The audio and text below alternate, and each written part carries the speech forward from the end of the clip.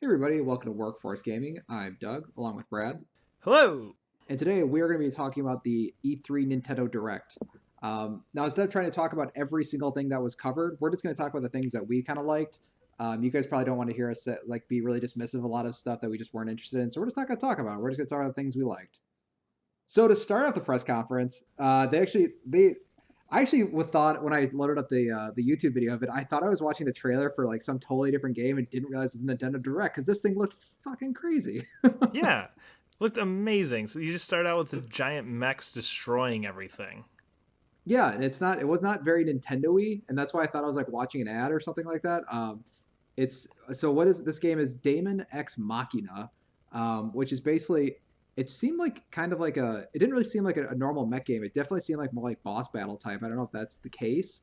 Yeah, it seemed very, very tight environments. Nothing seemed very big and open. It was very much you kind of felt like you were in this area for the moment. Yeah, you're like in a single arena for like with one big boss in the center. And they show up a bunch of different bosses in a really, really slick art style that I was just like, I don't think I've ever seen that in any game, much less like a mech game. Yeah, it definitely seemed like a weird thing to start off a Nintendo press conference. Well, it seems like a weird thing to start any press conference with, but I feel like that's just kind of Nintendo's. I think the rest of these were all very much Nintendo games. Yeah. So I think it was just kind of like, let's just kind of float this out at the beginning because it's not going to fit after Fire Emblem. It's not going to fit after Pokemon. It doesn't really fit anywhere else. So we're just going to show you, hey, look at this cool thing. Okay, let's start this thing. Yeah. So it's like a really slick cold opening that I would expect out of other conferences, just not Nintendo. I think after the fact too, I think we learned the director and like a lot of people involved in it were involved in the Armored Core series. So like a super cool boss battle only mech game with a cool art style by I guess from Armored Core is incredibly exciting. And what the hell? I think it was dated for next year. So Yeah. next year's might be a really good year. That is true because everybody isn't talking about kind of like getting into the February and stuff. The first half of the year, I don't even know. It's like I don't think there's anything planned for late 19 right now, but that No, but first half like 19, just to get through April, I feel like there's already 2 dozen games that I feel like I need to play. yeah.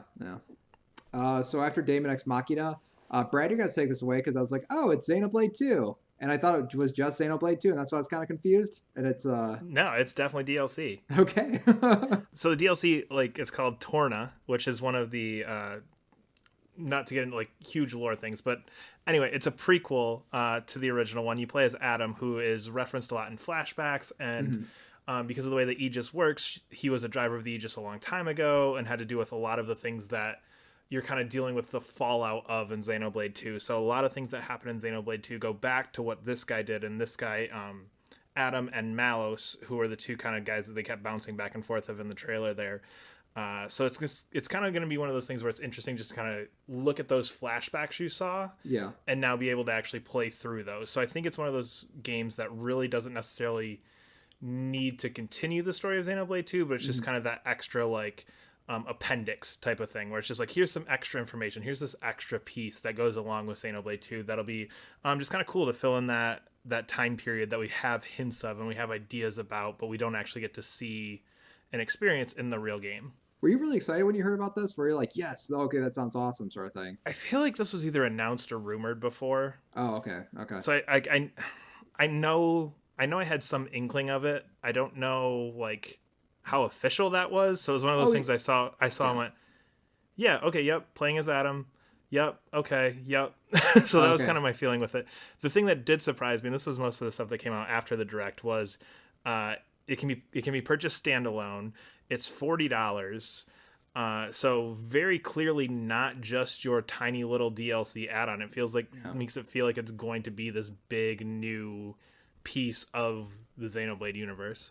That's actually pretty cool. I didn't realize it was $40 because I just been waiting for Xenoblade Chronicles to drop in price, and that's just something that doesn't happen on Nintendo systems. So Nope. No, so if you want to buy it cheaper, you can just buy the $40 version of exactly. and get Yeah. the backstory before you play Xenoblade 2. But I'm assuming nothing major has changed with this. It looked like just purely a Xenoblade 2 is awesome, so we're going to give you more Xenoblade 2. Cool. Then they show a little bit of Pokemon Let's Go. Still don't like it, Brad.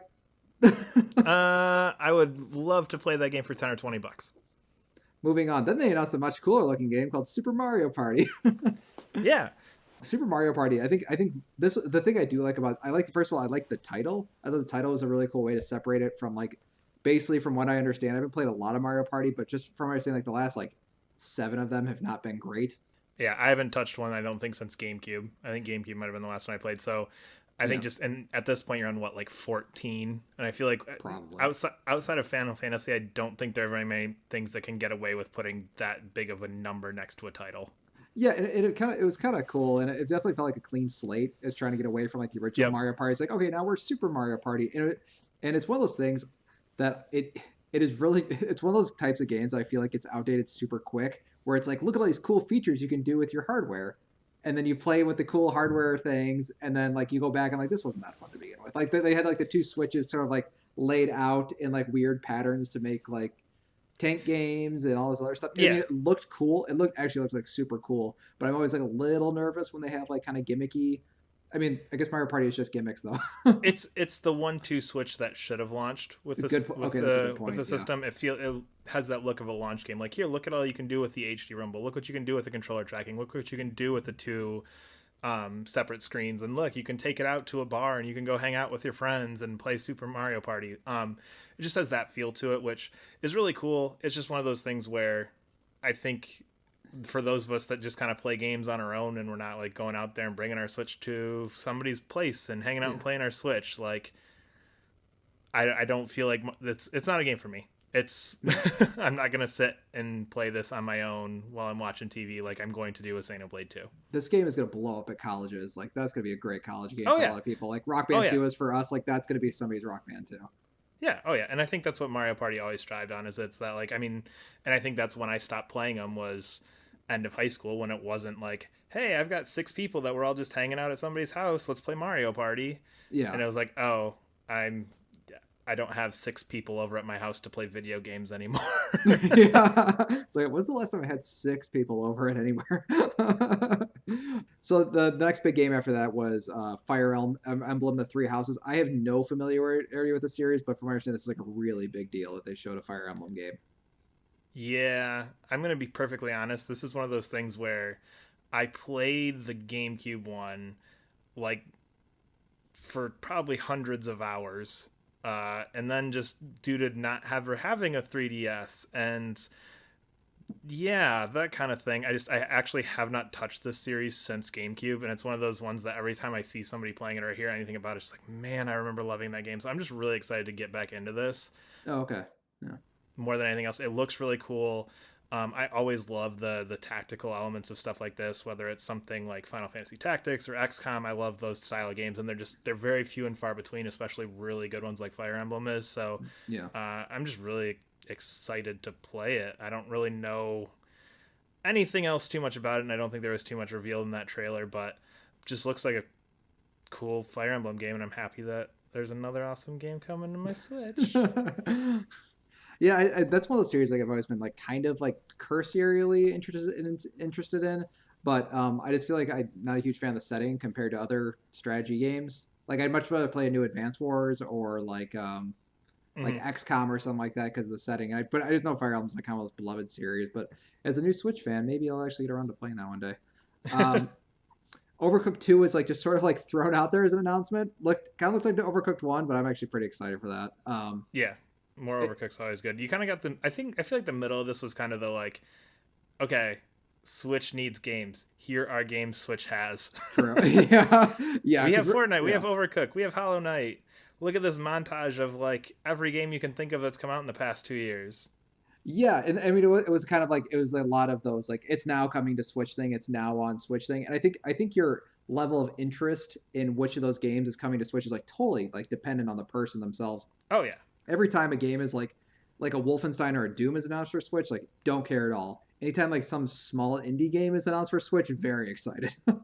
yeah, yes. Like So Overcooked 2 out of all of those is the one that's the coolest, but yeah, that's kind of like the Overcooked 1. If you didn't care for Overcooked, then it's probably not.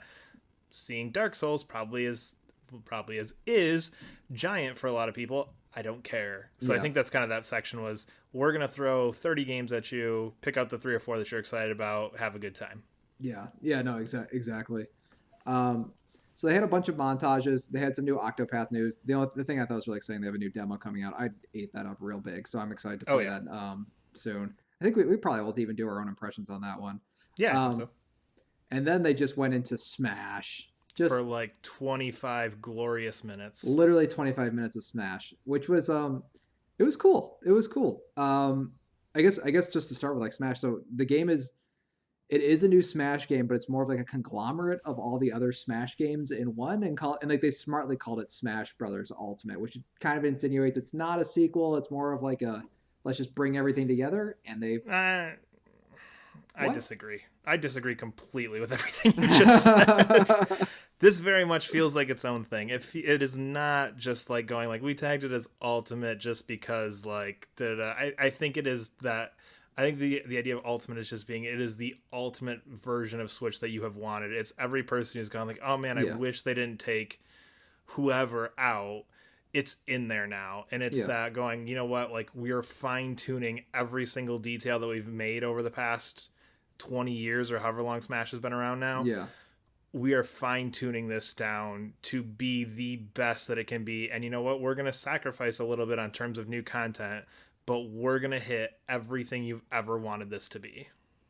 No, I get that I totally understand, but I mean they literally went through like a patch list through most of that, which was No, I don't even know if it's a patch list because I don't think it was a patch list because a lot of that was like updating characters. And I think a lot of that is going like, hey, these 10 characters you haven't seen in 10 years. yeah, Here's what we're doing to make them different. These characters from the Wii U, it's not just, as you pointed out, just like a straight port. We adjusted something about everything. Every single thing in this has some new element to it. yeah. Oh no, I didn't mean that as a bad. I honestly didn't mean that as a bad thing when I said like a massive patch update. Like I know it sounds kind of mean, but like it is kind of cool because I feel like there aren't many games that can do that. Like they could like, okay, we're gonna take our entire history instead of just making another sequel, another sequel, another sequel. We're gonna take that entire history and bring it all together in like one package. I think it's like I think it's super cool. I was watching some of the tournament they had, and they were actually playing on like the N64 Pokemon Center roof level, and Mm-hmm. I was like, holy crap. Yeah. But I think that's what this game wants to do is it wants to play on that nostalgia. Yeah, It wants to go, you know what? Every memory you have of Smash, yeah, we're going to recreate. If you were like 8 years old when Smash 64 came out, hmm, you can redo that now. And if you remember playing back in high school, you remember playing Melee back in high school, guess what? You can play what is essentially Melee but updated now. You have yeah. the entire experience of it. And I do feel like it is like it's more of a sequel feeling than I thought it was going to be because I think a lot of Okay, us had that picture in our mind of it's the Wii U game with 3 more characters. yeah. And I think that's why this huge like we're going through everything. We're putting everything in this. I think that's why they hit that so hard is just because they didn't want it to feel like you're just remaking the Wii U one. No, that is true. I mean, it was cool that like the joke of the character announcement is that it's all the characters. Like that was a pretty cool moment. Oh yeah, like well, he even said when they were starting to go through the characters, like, oh yeah, let's introduce a couple of them. The number is when they were introduced. I was like, okay, so we're gonna have like 1 Mario, 16 Samus, like, and like go through Yeah, this whole thing. And I was like, that doesn't make any sense. And then it got to I think it was Snake when it's like everyone is here, and it's like, yeah, oh okay, those numbers are really cool now just to see when they got introduced and see how these things all played out. So and it was cool. They sort of like blew through the rest of them as well. Which like as soon as they said everybody's here, like bam, bam, bam, bam, bam. well, and I think that's what they, and I think sitting there, because originally it was like, oh, okay, Cloud's still here. That's a pretty cool get. You still managed to get Cloud to stay in this. That's crazy. Oh, Bayonetta's still here. That makes sense, but that's still cool that you're keeping them as a character. Yeah, And then you get Snake, who wasn't in the last one. You're like, whoa, they went back and got Snake? And yeah, after that moment, you're just like, oh no, they can get everybody, and they did get everybody. yeah, And I don't know, I do hope that people appreciate how crazy that is. yeah. Because even they even mentioned it in the video. He said, you know, I hope our fans are okay knowing that we're not going to have a lot of new characters because we worked so hard to get everyone in this. So I mean, so I guess at the end of it, like, do you think it was worth that sacrifice? Oh yeah, 100%. Oh, okay, okay. Just 'Cause- because I'm looking at it and going, okay, like so I only have who are the 2 new characters so far? The Inkling and Ripley, right? And yeah, then yeah, maybe there's 1 or 2 more, but I would rather take this with 4 new characters and a roster of like upwards of what is like 65 or something ridiculous like that. yeah, yeah, yeah. I would rather take that than going, okay, we pared it back down to 20. But of those 20, you've got 8 new ones. You know what I mean? Yeah, yeah. You're getting a quarter of or a third of the roster with double the amount of new ones. Just Mm-hmm. I don't know. And I think again going from the Wii U one, which at this point has I don't even know how many downloadable content characters and how many extra characters and how True, many true, true. you know what I Yeah. mean, going from like, oh yeah, we ended up with like this number of like 45 characters or whatever it might have been on Wii U. Now by the Switch one you can play as these 20. I feel like that's a hard sell for a lot of people. True, true. Yeah, yeah, yeah. I think it's interesting. I think, but to me, I think this is exciting. But on the same hand, it's like I think this is it for Smash, right? Like you can't make another Smash game after this. That was kind of my feeling is like, and I feel like this almost is Nintendo's attempt at a game as a service type thing where we only have the 4 downloadable or the 4 or 5 or however many new characters, 3, 2, whatever it is, new characters now. Yeah. But as we go through the life cycle of the Switch, like maybe we get 2 or 3 new Smash characters a year for the life of the Switch. Oh, that would make sense. Yeah. And then instead of just getting this huge blowout now of like, you know what, we're starting with these 6 new ones. It's, you know what, we're starting with 2 or 3. Every year we'll give you 1 or 2 more. By the time this game is, kind of ran its course over the lifetime of the Switch, by the time the Switch is done, you'll have 15 new characters. Actually, I think actually to me that now makes a lot more sense because I think there's a lot of bitterness when people feel like they have to rebuy characters they've already played before. Exactly. So it is kind of cool, like building from here. Can't, It's only new. yeah, you can't go back in and go like, oh yeah, now Bayonetta's back and she's only another $10, and it's like, but I bought Smash Wii U, I paid $10 for Bayonetta, I bought Smash Switch, I'm paying $10 again for Bayonetta. You can't do that, I don't think. So I think this is a good way just to establish a baseline of going, here it is, here's everything we've ever given you. Mm-hmm. We're not going to charge you for anything that's old, but we're going to continue to add to this. And I think you know what, this is it for Smash. I mean, we might see another Smash on whatever Nintendo does on their next system whenever that is. Yeah. But I think this is them going, you know what? Here is Smash. It's Smash. It's everything you've ever wanted. It's everything we've ever done. That's what you're getting. And I think that's a cool way to do this and a cool way to approach this versus the way they did the Wii U one where it slowly builds the roster. Yeah, I mean, I will say that way. I'm going to definitely miss like that, like Mega Man trailer or that whatever trailer, or like I do like that build, but it is kind of neat, like seeing them kind of like throw it all at once, and that's what I'm saying. It's like it kind of feels like just like a massive conglomerate as opposed to like a totally new thing, and it's not a bad thing. It is like you're saying, it's just like the most perfect version of Smash that could come out. I hope they do build on it. Although one thing I did like is that they're definitely like they're releasing a GameCube controller like again. that thing's gonna go like as long as Smash is a thing, the GameCube controller will be a thing. Yeah, it's the best way to play that game. I literally cannot play that game any other way except for that controller. I think it's just over the years I've used so many different controllers that it makes no difference to me at this point, and I'm not good at Smash to begin with, so it's like I'm gonna be average with the GameCube controller. I'm gonna be average with the Wii controller. I'm gonna be average on the Wii U. It doesn't matter. Just give me something with the buttons, and I'll pretend like I know what I'm doing. Yeah. The one thing I do want to mention was the Ridley trailer was basically Ridley murdering Mega Man and Mario. Oh, it's so good. It's so weird. Like they do like the flash of like the silhouette of like Mario getting stabbed in the chest and like Mega Man getting stabbed through. It's like, what the fuck? Yeah, and I think that's and that was almost that moment too where it's like, oh, this is like the only one of these we're gonna get, because in the past they've always done really cool rollouts for fighters. So it is one of those things where you're just going like, oh, like it's weird that I'm gonna miss the marketing campaign aspect of it. And that's kind of where I'm coming from, is because I like that build up. I like those like introduction of characters and stuff like that. And like I don't expect to add like 30 new characters, but I would like another 6 or 7 maybe. I'm hoping it's not just Octoline and Ridley and calling it a day. I think you've got 1 or 2 more. Yeah. Yeah. Well, and they did that Echo Fighters thing, so I'm curious to see. I could see that expanding a lot, and I could see getting a lot of those Echo Fighters, like where it's like, okay, this is 90% the same moveset as this character, but it's Daisy and Peach. It's that kind of thing. So I'd be curious to see how much they lean into that in the absence of new fighters. Oh, that's a good point, because like Zack would make sense for Cloud's alt or Echo character sort of thing. Yeah. And again, you could do Sonic and Shadow. You could do. That's cool. I like the idea of it. I like the idea of this like laying like an awesome foundation for like future stuff to build on, because it is like all the history of Smash, and now we can build from here. All right. I don't know. I think final thing, Nintendo conference was actually pretty cool. I liked it. I enjoyed it. A lot of Smash, a lot of other Yeah, cool little announcements. I almost wish they would have done like PlayStation did, where they were just like, we're gonna be up front.